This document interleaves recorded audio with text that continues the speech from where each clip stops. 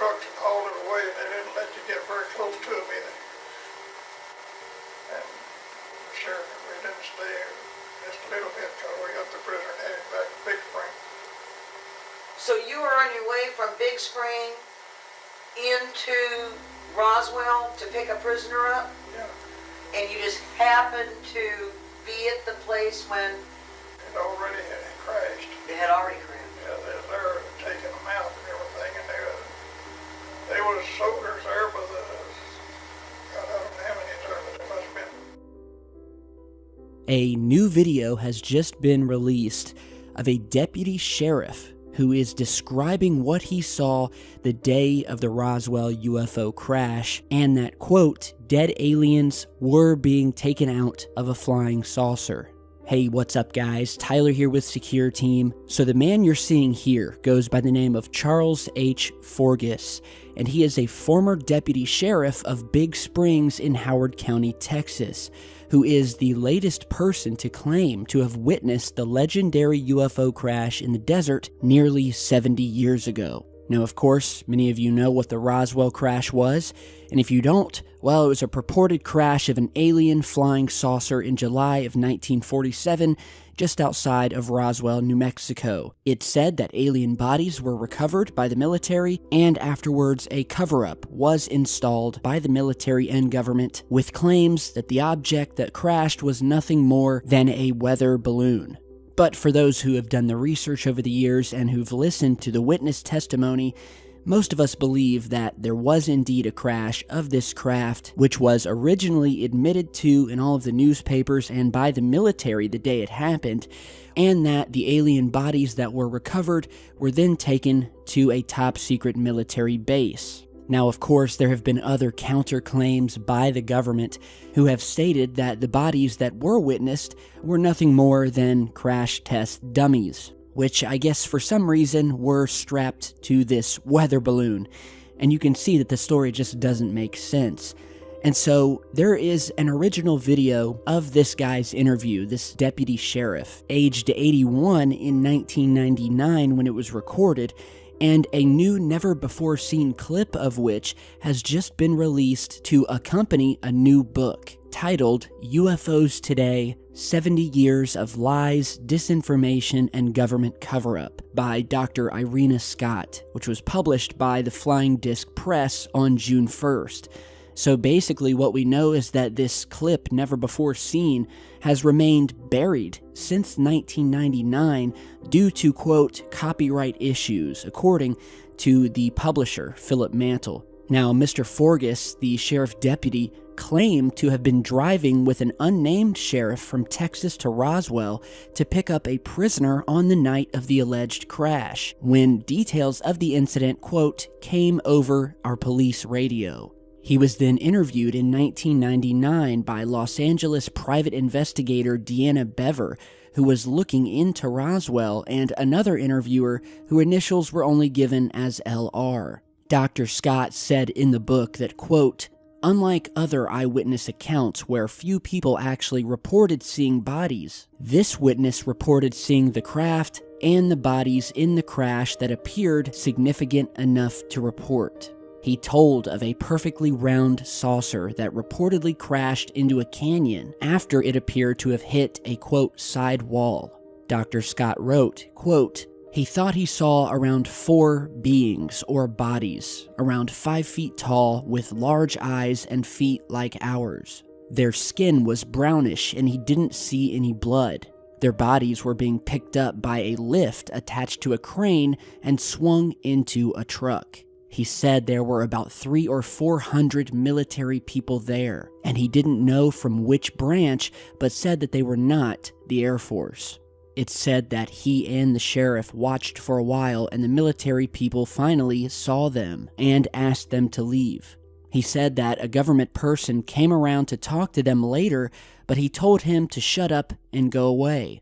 So this new book, which I'll put a link to down in the video description, has been written using portions of a rough transcript of the videotape of the interview. In the book, Mr. Forgus is said to go into more detail, stating that the bodies of these alien beings look just like the ones you see on television, with the big eyes and short bodies with enlarged heads.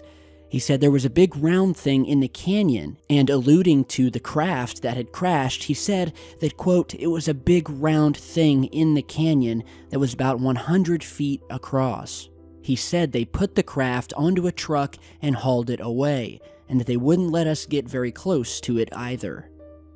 Now, of course, the testimony of Mr. Forgus has by some other UFO researchers been in doubt, with one expert who goes by the name of Kevin Randall questioning why Mr. Forgus wasn't able to discern what type of military men were there, seeing as there are clear indicators on their fatigues. On the other hand, it would seem that the location of the alleged crash has also been corroborated by other eyewitnesses who also witnessed it. And lest we forget that there has always been an ongoing disinformation campaign that has stretched through the years and into the new millennium, and we still see that today, whether we're talking about Roswell or whether it's a brand new UFO sighting that I've just recently posted on the channel. You will almost immediately experience a barrage of slanderous comments that usually you'll find emanate from some strange and unknown sources. And they do this in a very scientific way, in order to cause confusion and doubt, and so the waters are muddied and you really don't know what to believe. But it would appear that Mr. Forgus doesn't really have any ulterior motives, and he went to his deathbed never once changing his story.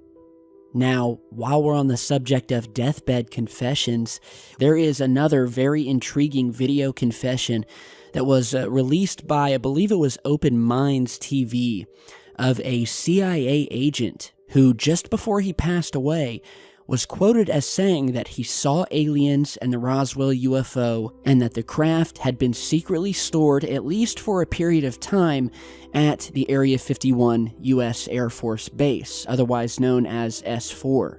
Now, it's said that this man, whose name is kept confidential in the video, said that he was sent to Area 51 on a research mission to report back to President Dwight Eisenhower, who warned of an alien invasion. The 77-year-old man was interviewed on video by UFO author Richard Dolan, who was given access as this man was facing kidney failure and had only months to live. The man stated that he served in the U.S. Army and worked for the CIA, also working for the U.S. Air Force Project Blue Book, which he claims was a total fraud. And for those of you who don't know, Project Blue Book was a government project that was put in place for a number of years back during the 40s and 50s in order to study UFO sightings. This project really served no other purpose than to cover up the UFO phenomenon. And this has been stated many times by people who actually worked in the project. And so the most shocking deathbed claim was that he was taken inside Area 51 and witnessed a variety of UFOs allegedly recovered by the U.S. military. These were said to include a flying saucer said to have crash-landed in Roswell, New Mexico. The man said in the video that the president and the CIA were allowed inside Area 51 to report back to the president. He also claimed that he and another man were also taken to the S4 facility, where they briefly observed, quote, live extraterrestrials.